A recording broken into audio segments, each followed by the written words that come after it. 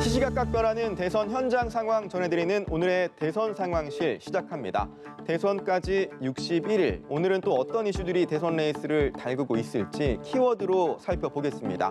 오늘의 키워드 하나보단 둘로 뽑아봤습니다. 키워드 설명에 앞서 오늘은 영상 하나 먼저 보고 시작하겠습니다.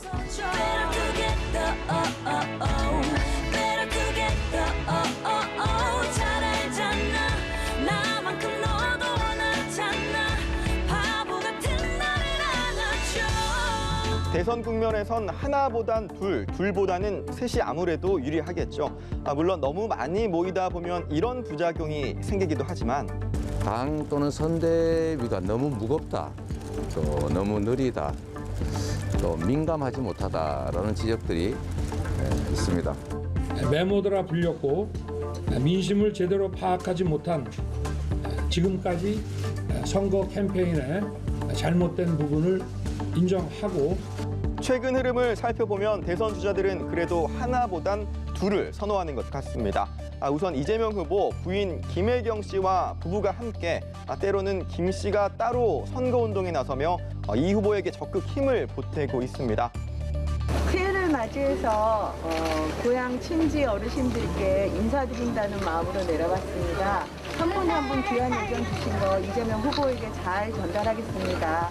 김 씨가 이렇게 적극적으로 전국을 누비며 민심을 다독이는 모습은 국민의힘 윤석열 후보의 부인 김건희 씨의 상황과 대비돼 평가되기도 하는데요. 이런 가운데 이번 주 광주 유세에도 나선 이재명 후보, 광주에선 호남에서 나고 자란 이낙연 전 대표와 이렇게 손을 잡고 선거운동에 나서기도 했습니다.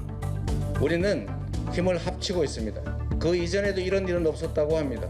경쟁했던 모든 후보들이 정말로 혼신을 다해서 할 수 있는 최대치의 역할을 해주고 계십니다. 이어서 국민의힘 상황 보면 최근 홀로서기를 선언한 윤석열 후보의 선택도 역시 하나보단 둘이었습니다.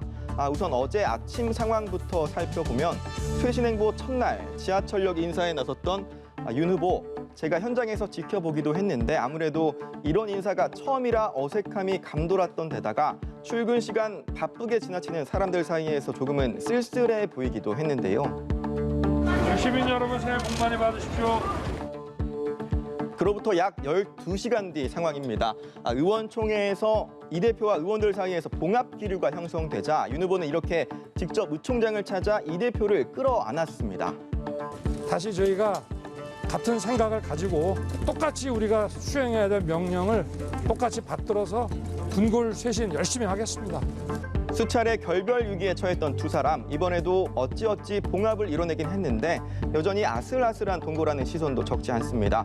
두 사람의 동거, 이번에는 해피엔딩으로 끝날지는 지켜볼 일입니다. 국민의힘뿐만 아니라 야권 전체를 놓고 봤을 때도 하나보단 둘이 나은 상황입니다. 새해 들어 실시된 여론조사들에서 이재명 후보와 윤석열 후보는 10%포인트 안팎의 격차를 보이고 있는 추세인데요. 그런데 최근 상승세를 타고 있는 국민의당 안철수 후보와 윤석열 후보의 지지율을 단순 산술적으로 더하면 이 후보의 지지율보다 높은 상황이기 때문에 두 사람의 단일화 필요성에 대한 목소리가 커져가고 있는 상황입니다. 이런 가운데 그동안 단일화 논의에 선을 그어왔던 안 후보가 다소 전향적인 입장을 내나 그 배경에 관심이 쏠립니다. 그럼 이제 단일화 주제로 윤석열 후보가 만나자 하면 안 만나십니까? 정치인들끼리 만나자고 하면 만날 수는 있습니다만 대선을 꼭 2달 남겨둔 상황에서 윤석열, 안철수, 윤석열 두 사람 단일화 논의의 군불대기가 시작된 걸까요? 그 추이 지켜볼 필요가 있겠습니다. 야권 단일화와 직결된 새 후보의 지지율 관련 여론 동향은 민심 상황판에서 이어서 살펴보겠습니다. 오늘 상황판에서는 오전 나온 갤럽 조사 결과 볼 텐데요. 갤럽의 경우 연말 연시 2주간 정례 조사가 없었고 사실상 3주 만에 이루어진 발표라 그 결과에 더욱 관심이 쏠렸었습니다. 갤럽의 오늘 결과에서도 안철수 후보의 상승세가 무섭습니다. 다자대결 조사에서 이재명 후보는 3주 전과 마찬가지로 36%, 윤석열 후보는 9%포인트 떨어진 26%, 안철수 후보는 무려 10%포인트나 오른 15%를 기록했습니다. 심상정 후보는 5%를 기록했는데요. 최대 관전 포인트 중 하나인 2030 지지율 추이도 보겠습니다. 20대에서는 이재명 후보는 3주 전보다 4%포인트 오른 것으로 나타났군요.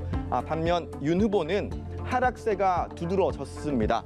안 후보의 경우에는 14%포인트 오르면서 20대가 지지율 상승을 견인했다고 볼 수도 있겠고요.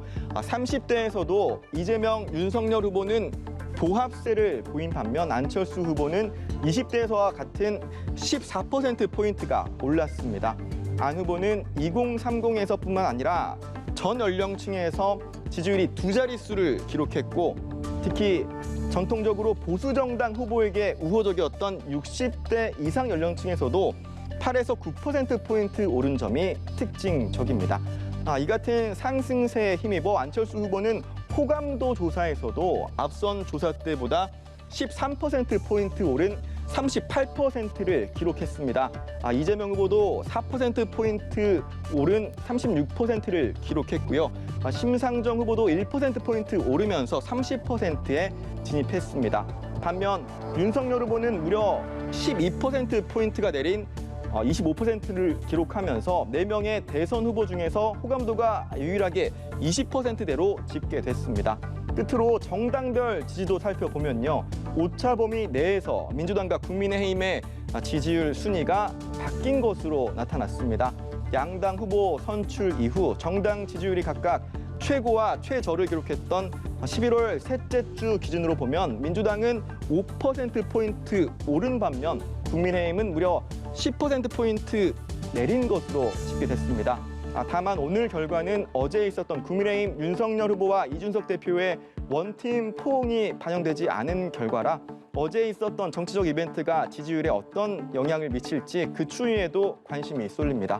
대선을 61일 앞둔 현장 상황 오늘은 여기까지 짚어보겠습니다. 생생한 대선 레이스 상황은 다음 주 월요일 이어서 전해드리겠습니다.